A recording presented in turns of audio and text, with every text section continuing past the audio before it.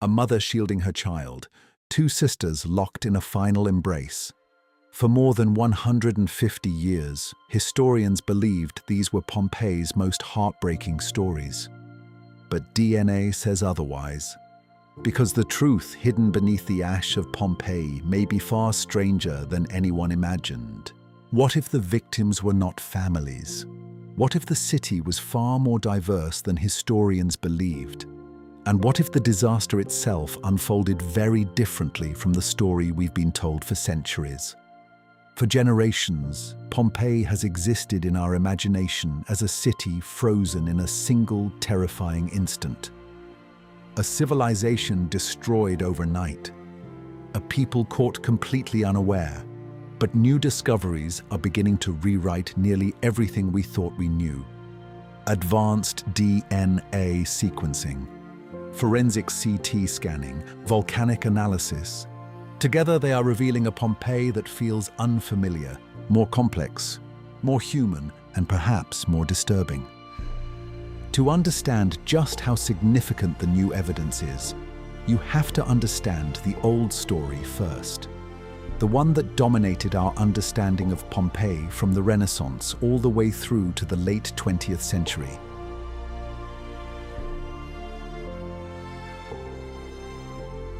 On the morning of August 24th, 79 AD, the people of Pompeii were living what appeared to be a perfectly ordinary Roman day.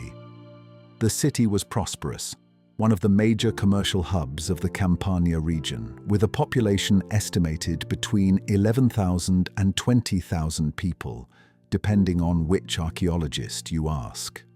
Markets were open, bread was baking in the communal ovens. Children were running through the narrow streets. Wealthy citizens were reclining at banquets in their elaborately frescoed dining rooms. And then, without warning, Vesuvius exploded. The mountain had been dormant, or so people thought, for centuries. There had been earthquakes in the years leading up to 79 AD, and a major seismic event 17 years earlier in 62 AD had caused significant damage to the city. But nobody recognized these as warning signs of volcanic activity. According to the traditional account, when Vesuvius finally erupted, the destruction was swift, total, and nearly instantaneous. A massive eruption column shot 33 kilometers into the sky, what geologists now classify as a Plinian eruption, the most powerful category. Pumice and ash began raining down on Pompeii. The sky went dark, and within hours, the city was being buried alive. The speed of the destruction was cited as the key to why so many bodies were found exactly where they fell. Some estimates in older popular accounts suggested the city was already being destroyed within 15 minutes of the first eruption. Others said 18 hours. From early afternoon on August 24th through the following morning of August 25th, when the final pyroclastic flows sealed the city permanently. And the bodies seemed to confirm this dramatic narrative. When archaeologists and excavators began uncovering Pompeii properly in the 18th and 19th centuries, they found people apparently frozen mid-movement. A man with his hand raised over his face, a dog curled up, still on its chain, a baker with loaves still in his oven, a woman with her ring still on her fingers. These images of interrupted life, so vivid, so immediate, reinforced the idea of a catastrophe so sudden that its victims had no time to react. The entire story rested on a foundation built from one primary source, a man named Pliny the Younger. Gaius Caecilius Secundus, known to history as Pliny the Younger, was 17 years old in the summer of 79 AD. He was staying at Misenum, a town about 30 kilometers from Pompeii on the northern side of the Bay of Naples, with his uncle, the famous naturalist and writer Pliny the Elder. When Vesuvius erupted, his uncle, driven by both scientific curiosity and a desire to help, sailed toward the eruption to observe it and to rescue people stranded on the shore. He never came back. Pliny the Elder died somewhere near the modern town of Stabiae, suffocated by the volcanic gases and fumes on the morning of August 25th. The younger Pliny stayed at Misenum. He survived. And some years later, when the historian Tacitus wrote to him asking for an account of his uncle's death, Pliny the Younger wrote back with two of the most important letters to survive from antiquity. These letters are genuinely extraordinary documents.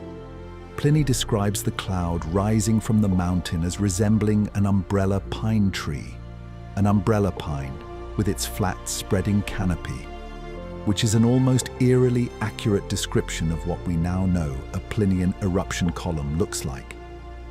He describes the earth shaking, the sea retreating from the shore, ash falling like snow, darkness so total that even lamps and torches barely penetrated it, people tying pillows to their heads with cloths to protect themselves from falling rocks. But here is the critical thing to understand about these letters and their role in the history of Pompeii. Pliny the Younger was not in Pompeii. He was 30 kilometers away, watching from across the bay. His account is of the eruption as seen from Misenum, not from inside the city. Everything he describes about the experience inside Pompeii itself is inference, second-hand account, or dramatic reconstruction. And there is a second problem, one that was hiding in plain sight for centuries. The manuscripts of Pliny's letters have come down to us not in their original form, but through a long chain of medieval copying. Scribes in monasteries across Europe, working by candlelight, copying letter by letter, inevitably introduced errors. One of the most significant involved the date. Different manuscripts of Pliny's letters give different dates for the eruption. Some say ante diem nonum calendas septembres, which places the eruption on August 24th. Others are damaged, smudged, or give a different numeral entirely. The problem is that in Roman numeral handwriting, certain numerals look remarkably similar when written quickly and carelessly. A 9 can be misread as a 2. A nonum, ninth, can become something else. For a long time, scholars defaulted to August 24th. It was specific. It appeared in multiple manuscripts. It felt authoritative. But the physical evidence at Pompeii had been quietly telling a different story for decades. And eventually, that evidence became impossible to ignore. Here's something that sounds small but is actually enormous. If the eruption of Vesuvius happened on August 24th, a hot, humid, late summer day in southern Italy, why were so many of the victims wearing heavy woolen cloaks, not summer tunics? Not the light linen clothing you'd expect someone to be wearing in the Mediterranean heat of late August. Heavy wool, the kind of layered, wrapped clothing Romans wore in autumn and winter, the kind of clothing that, in Naples today, you wouldn't pull out of your closet until October at the earliest. This detail had been noticed by archaeologists for decades, and it was consistently explained away. Maybe the people were sheltering from the ashfall and grabbed whatever was available. The clothing wasn't the only anomaly. In the homes and shops of Pompeii, archaeologists catalogued large quantities of seasonal food stores: pomegranates, chestnuts, dried figs, walnuts. All of these are autumn crops. None of these would be expected in large quantities in a household's pantry in late August before the autumn harvest season had begun. Then there were the wine jars, sealed amphorae of fresh wine, wine that was actively fermenting based on the chemical analysis of the residue inside, were found throughout the city. The Roman grape harvest happened in September. Wine made from the September harvest would be fermenting in October, not in late August, when the grapes hadn't even been picked yet. And then the braziers. Braziers are portable heating devices, small metal or terracotta vessels used to burn charcoal or wood indoors for warmth. In Pompeii, archaeologists found braziers set up inside homes, already in use, not packed away, not stored, set up and being used. In late August, in one of the warmer parts of Italy, you don't set up your heating equipment. You set it up when autumn arrives and evenings begin to cool. Each of these details, taken alone, is technically dismissible. Together they form a consistent, coherent and damning picture. This eruption did not happen in late August. It happened in the fall. But it was a single discovery in 2018 that turned this from an academic debate into an established conclusion. In the Regio 5 area of Pompeii, a section of the city that had been newly opened for excavation, archaeologists found a house that was undergoing renovation at the time of the eruption. Tools were scattered. Building materials were stacked. Work was clearly in progress. And on one of the walls of that house, written in charcoal, was an inscription. A short, casual inscription of the kind people write all the time without thinking. A note, a date, something scrawled by a workman who needed to remember something. The inscription referenced a specific date in the Roman calendar, the 16th day before the calends of November, in our modern calendar, October 17th. This wasn't a formal inscription. It wasn't carved in stone or stamped on an official document. It was charcoal, the kind of casual notation that fades within weeks unless it's sealed in place.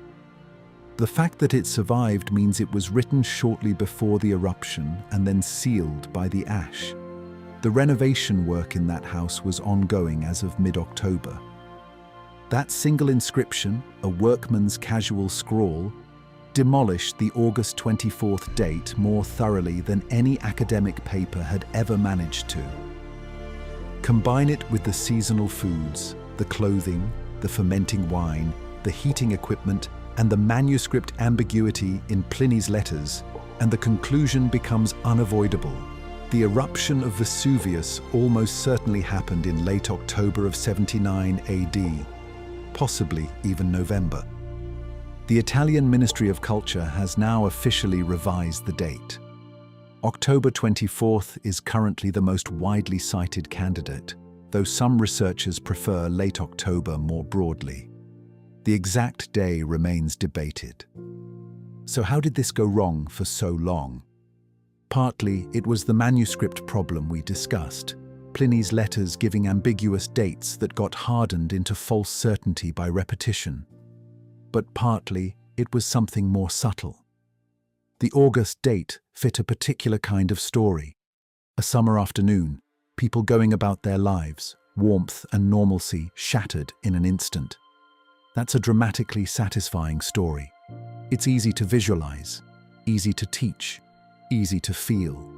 The evidence of Pompeii was shaped, distorted, and sometimes completely inverted by the stories we wanted to tell about it. The date was only the first example. Before we get to the DNA evidence, the research that truly upended everything, we need to understand the objects at the center of this story. The plaster casts of Pompeii. These are, without question, among the most haunting objects in all of archaeology. Figures frozen in their final moments, reaching, crouching, curled up, collapsed. You can see the fabric of their clothing, the curl of their hair, the position of their fingers. They look less like archaeological artifacts and more like people who simply fell asleep and never woke up. How they came to exist is a story worth telling in full. When Vesuvius erupted on whatever date in the autumn of 79 AD, the city of Pompeii experienced multiple phases of destruction. The first phase was the sustained fall of pumice and ash, which began in the early hours of the eruption and continued through the night. This pumice fall was survivable. Many people who were still in Pompeii when it began managed to shelter in place, taking cover inside stone buildings and in basement rooms. The pumice accumulation was slow enough that some people were clearly still alive and making decisions hours into the event. The lethal phase came in the early morning of the day after the eruption began, now understood to have been August 25th in the old date system, or the equivalent autumn date in the revised timeline. A series of pyroclastic flows, fast-moving currents of superheated gas, ash, and rock fragments, swept down from the volcano and rolled through the city. Temperatures in these flows reached as high as 500 degrees Celsius. They killed almost instantly through extreme heat, asphyxiation, or both simultaneously. There was no outrunning them. There was no surviving them. The bodies of those who died in these pyroclastic flows were rapidly buried in fine volcanic ash. Cut off from air and moisture, the soft tissues of the bodies, skin, muscle, organs, decomposed over the following weeks and months, consumed by bacteria and residual heat. What remained were bones, and more crucially, the precise shape left by the body in the surrounding ash. The ash had hardened into a porous but structurally coherent shell around each body as it decomposed.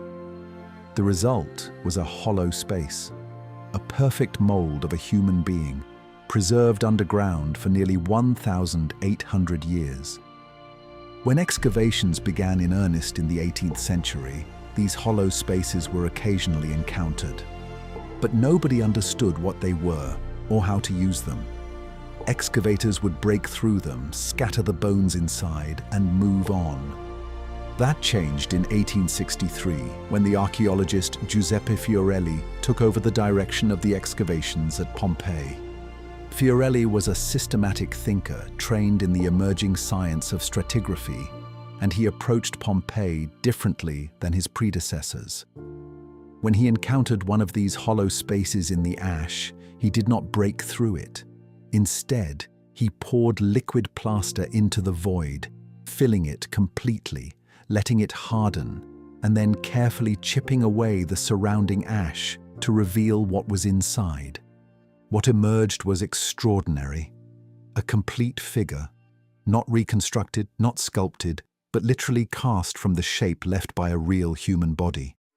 Every detail preserved, the drape of clothing, the position of limbs, the expression, if you could call it that, of the final pose. The first cast produced by this method became known to early excavators as the Lady of Vesuvius. Fiorelli went on to produce dozens more, and his technique was adopted by every subsequent generation of excavators. Today, roughly 104 casts are catalogued in the Pompeii collection. These casts became among the most visited and most reproduced objects in any museum or archaeological site in the world. They were photographed, replicated, displayed in traveling exhibitions, and included in virtually every documentary ever made about the ancient world. Nobody knew who these people were. Nobody knew where they came from, what they looked like before death, what their lives had been, who they were related to, or even, in some cases, whether they were male or female. The casts told you how someone died. They told you almost nothing about how they lived. That limitation persisted for 150 years. Then, in the 2000s, a team of researchers began bringing in equipment that had never been used at Pompeii before. A Siemens Somatom definition, flash CT scanner. Medical-grade imaging technology, the same equipment used to diagnose conditions in living patients, now turned on the dead of Pompeii. The scanner operated at 128 slices per pass, with a resolution of 0.25 millimeter voxels. Each scan revealed the interior of a cast in extraordinary detail: bone fragments, density variations, the boundaries between plaster and void. Where the 19th century eye saw only a surface, the CT scanner saw a skeleton's worth of information locked inside. 30 casts were selected from the catalogued 104, chosen for their state of preservation and for the presence of visible bone fragments through existing cracks. 14 casts showed sufficient bone on imaging to justify physical sampling. The sampling process was extraordinary in its precision. Technicians drilled cores just 2 millimeters wide, thinner than a standard pencil, through pre-existing cracks in the plaster, never breaking the cast's outline. Each powder sample was sealed in a sterile container, logged with chain of custody documentation, and transferred to a clean room where every surface was decontaminated and every tool sterilized before use. Out of the 14 sampled casts, 5 yielded DNA that was sufficiently preserved and complete for full genomic analysis. 5 individuals, 18 centuries of silence, and the genomes they contained would dismantle 3 of the most famous stories in all of Pompeii's history. Let's talk about the stories, not abstract theories. The specific, named, displayed, celebrated stories that have been told about specific casts in the Pompeii collection for over a century. These are the stories that appeared on the plaques in the archaeological park, the ones narrated in BBC and National Geographic documentaries, the ones used in school curricula to illustrate the human cost of the Vesuvius disaster. Every one of them is wrong. In the House of the Golden Bracelet, named for a distinctive gold cuff found among the remains, archaeologists discovered 2 figures in the 1970s, a larger adult and a smaller child, their bodies positioned close together, the adult appearing to curl protectively around the smaller form. A gold bracelet adorned the adult's wrist. In 19th and 20th century interpretations, this detail was crucial.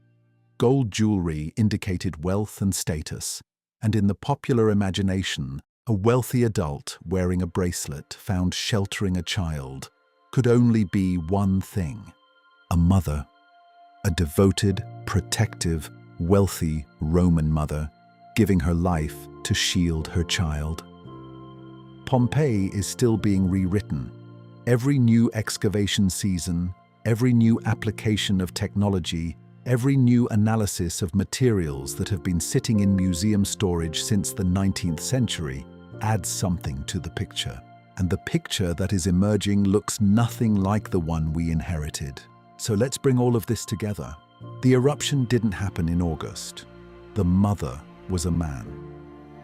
The city wasn't populated by Italians, but by migrants, traders, and almost certainly enslaved people from across the Mediterranean. The disaster wasn't sudden, but slow. Hours of accumulating terror before the final surge. Almost nothing about the Pompeii we were taught is accurate. Why does that matter? It matters because the stories we tell about the past are never just about the past.